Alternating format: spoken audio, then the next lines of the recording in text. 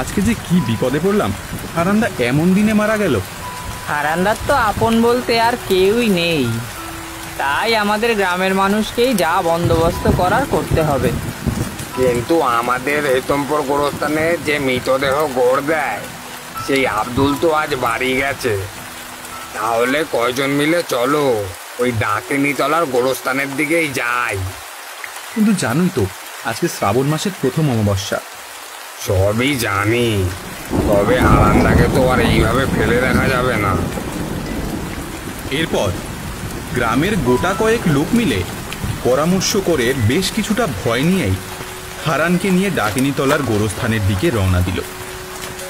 আকাশে তখন ঘন কালো মেঘ। আমাবস্যার কারণে অন্ধকারের গাঢ়তা যেন আরও বেশি।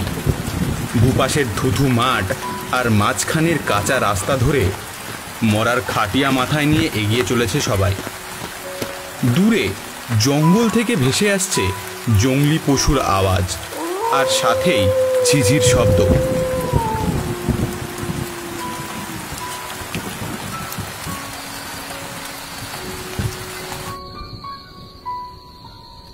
ঘণ্টাখানেক পর তারা উপস্থিত হলো ডাকিনীতলার গোরস্থানে।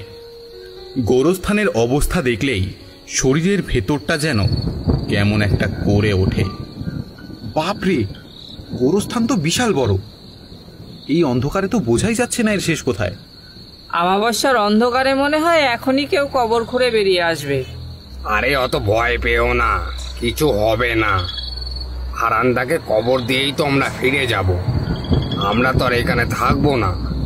অত ভয় না পেয়ে বরং ওই যে একটা লণ্ঠনের আলো দেখা যাচ্ছে, ওটা নিশ্চয়ই যে গোড় দেয় তারই ঘর হবে। ঠিকই বলেছ। চলো তাড়াতাড়ি কাজ ছেড়ে বাড়ি ফিরে যাই। আকাশের গতিও তো ভালো ঠেকছে না, আবার বৃষ্টি শুরু হবে মনে হচ্ছে।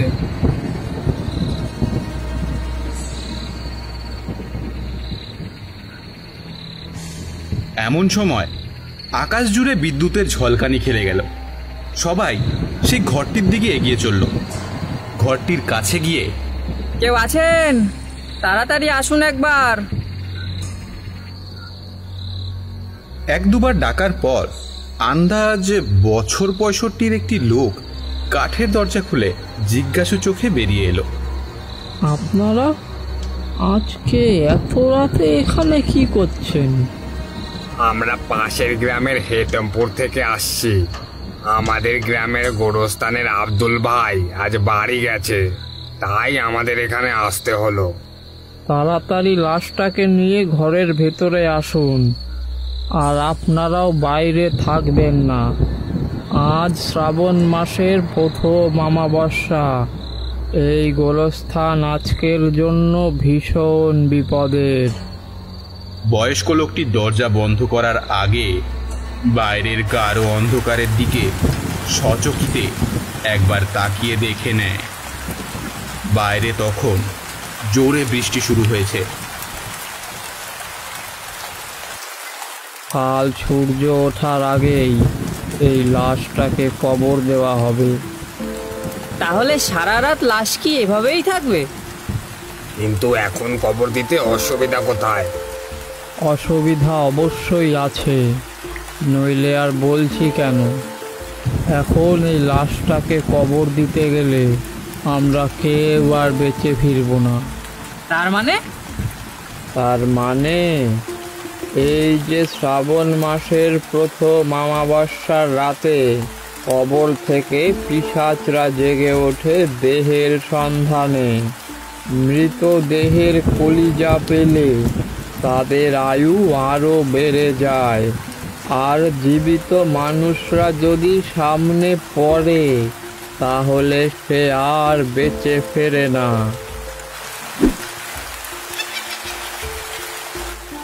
একটি লোক এত সময় সব কথাই চুপ করে শুনছিল, কোনো উত্তর দেয়নি।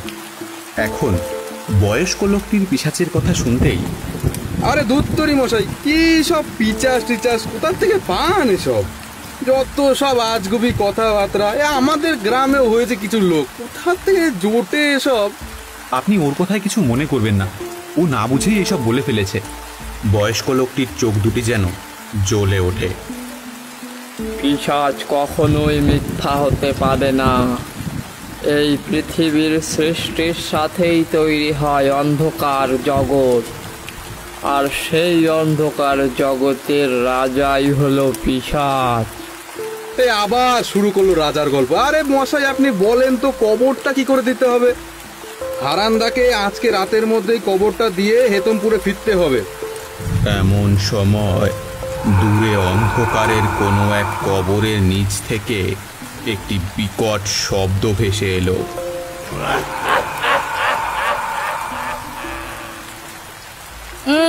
কেমন একটা আষ্টে পচা গন্ধ ভেসে আসছে না? বাইরে তো প্রচুর বৃষ্টি হচ্ছে আর এতটা হাওয়াও দিচ্ছে, কিন্তু এর মধ্যে দিয়ে এই পচা আষ্টে গন্ধটা আসছে কি করে? কবরের নিচের বাসিন্দারা জেগে উঠেছে যে, আর আপনারা যখন আমার কথা মানবেনই না, এই রাতেই কবর দেবেন, তাহলে তো কবরটা তৈরি করতে হবে। আমার সাথে যে কাজ করে সে তো রাতে এখানে থাকে না, আর একাও তো কবর তৈরি করা যাবে না। আপনারা একজন আসুন আমার সাথে। বয়স্ক লোকটির এই কথা শুনে সবাই একবার একে অপরের দিকে তাকায়, কিন্তু কেউ যাওয়ার কথা বলতে পারে না। আচ্ছা, তোমরা বরং এখানেই থাকো, বুঝলে? তোমরা এখানে বসে হারানদার দেহটাকে পাহারা দাও, না হলে শিয়ালে এসে টেনে নিয়ে যেতে পারে। আমি বরং ওনার সাথে যাচ্ছি। ওনার সাথে তুমি একা যাবে মেহমুদ? আরে দূর, কিচ্ছু হবে না, তোরা একটু দাঁড়া। কবরটা হয়ে গেলেই হারানদার দেহটাকে নিয়ে যাব। এরপর বয়স্ক লোকটি আর মেহমুদ এগিয়ে চলল কবরস্থানের আরও ভেতরের দিকে। বয়স্ক লোকটি আগে লণ্ঠন নিয়ে আর মেহমুদ পেছনে পেছনে। লণ্ঠনের অল্প আলোতে চারিপাশটা পরিষ্কার দেখা যাচ্ছে না। দুই পাশে কেবল কবর, আর মাঝখানে এক ফালি সরু রাস্তা। মেহমুদ কিছু সময় পর পর পেছনের দিকে তাকায়। ও বুঝতে পারে কেউ বা কারা যেন ওর পেছনে আসছে। পিছনে কেমন একটা আওয়াজ হচ্ছে না? পেছনে দেখবেন না, ওরা সবাই একে একে জেগে উঠেছে মানুষের তাজা রক্তের গন্ধ পেয়ে। মেহমুদ অনুভব করে ঠান্ডা নিঃশ্বাস ওর ঘাড়ে পড়ছে। কিছুটা চলার পর বয়স্ক লোকটি বলে, এখানেই কবর খোঁড়া যাক, এই জায়গাটি ঠিক আছে। আপনি লণ্ঠনটি নিয়ে দাঁড়ান, আমি কবর খুঁড়ছি। মেহমুদ লণ্ঠন নিয়ে দাঁড়ায়, আর বয়স্ক লোকটি মাটি খুঁড়তে শুরু করে। বেশ কিছু সময় খোঁড়ার পর বয়স্ক লোকটি হাঁপাচ্ছে দেখে মেহমুদ বলে, আপনি একটু বিশ্রাম নিয়ে নিন, বাকিটা আমিই খুঁড়ছি। মেহমুদ কিছুটা মাটি খুঁড়তে বুঝতে পারে কিছুতে যেন কোদাল ধাক্কা খাচ্ছে। খোঁড়া থামিয়ে হাত দিয়ে মাটি সরাতেই মেহমুদ ছিটকে সরে আসে। ও দেখে এই সেই বয়স্ক লোকটির মৃতদেহ, যে এত সময় ওদের সাথে কথা বলেছে, এমনকি কিছু সময় আগে অবধিও মাটি খুঁড়ল। লোকটির চোখ দুটি খোলা, কিন্তু সেখানে চোখ নেই। মুখটা হা করা, আর যার ভেতর থেকে বেরিয়ে আসছে পোকা। শরীরের জায়গায় জায়গায় মাংস কিসে খুবলে নিয়েছে। মেহমুদ পেছনে তাকিয়ে দেখে বয়স্ক লোকটি কোথাও নেই। কবরস্থানের চারিপাশ থেকে ভেসে আসছে এক ভয়ঙ্কর হাসি। মেহমুদ কবর থেকে উঠতে যাবে, ঠিক তখনই সেই মৃতদেহ উঠে বসে ওর পা দুটি জাপটে ধরে হাসতে থাকে। মেহমুদ কোনো মতে সেখান থেকে উঠে দৌড়তে শুরু করে, কিন্তু পারে না। সেই মৃতদেহ ওর সামনে এসে দাঁড়ায়। মৃতদেহ থেকে বেরিয়ে আসতে থাকে আরেকটি ভয়ঙ্কর চেহারা, যার শরীর এই জগতের কারোর নয়। চোখের রং দুটি কালো, শরীরের রং লাল, মুখের দুটি পাশ থেকে দুটি ধারালো দাঁত বেরিয়ে আসছে।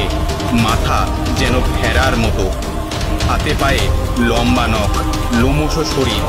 ধীরে ধীরে মেহমুদের দিকে এগিয়ে আসতে থাকে। মেহমুদ দৌড়তে শুরু করে। প্রতিটা কবর থেকে উঠে আসতে থাকে সব মৃতদেহ। অমাবস্যার রাতে সবাই জেগে উঠেছে। মেহমুদ বেশি সময় দৌড়তে পারে না, সে মরণ চিৎকার করে শেষ হয়ে যায়। এ কি? এ তো মেহমুদের চিৎকার। চলো সবাই এখনই, আর এখানে দাঁড়িয়ে থাকলে হবে না। কি জানি ওর আবার কি বিপদ হলো। বারবার না করলাম যেতে, আজকে যে কেন এখানে এলাম। তিনজনে হারানের লাশ ফেলে মেহমুদের খোঁজে কবরস্থানের ভেতরে রওনা দিল।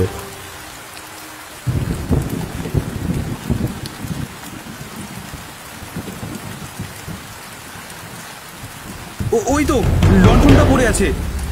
কিন্তু মেহমুদ বা সেই বুড়োটাই বা কোথায় গেল? এইদিকে দেখো। বাকি দুজন সেদিকে গিয়ে আটকে ওঠে। ওরা দেখে মেহমুদের লাশ পড়ে আছে, যার মাথাটা শরীর থেকে ছিন্ন হয়ে পাশে পড়ে আছে, আর বুক থেকে রক্ত বের হচ্ছে। বোঝাই যাচ্ছে কোনো ভয়ঙ্কর কেউ ওর বুকের কলিজার মাংস খুবলে বের করে নিয়েছে। আর সেই ভয়ঙ্কর কেউ যে পিশাচ, সেটা তাদের তিনজনের বুঝতে আর অসুবিধা রইল না। এখন এখান থেকে পালাতে হবে, নইলে আমরা কেউ বাঁচবো না। একদমই তাই, এক্ষুনি চলো। এই বলেই ওরা তিনজন কবরস্থানের বাইরের দিকে ছুটতে শুরু করে। পেছনে ভেসে আসতে থাকে কাদের পায়ের শব্দ, কিন্তু ওরা পেছনে তাকাবে না, কারণ দেখলেই ওদের মৃত্যু। ছোটার সময় ওরা এটাও দেখে কিছু কালো ছায়া হারান্দার লাশ ছিঁড়ে খাচ্ছে। ওরা একেবারে এসে থামে কবরস্থানের বাইরে। এখন কোনো ভয় নেই। শ্রাবণ মাসের প্রথম অমাবস্যার রাতে ডাকিনীতলার কবরস্থান যে কতটা ভয়ঙ্কর হয়ে ওঠে, সেটা তারা আজ বুঝল।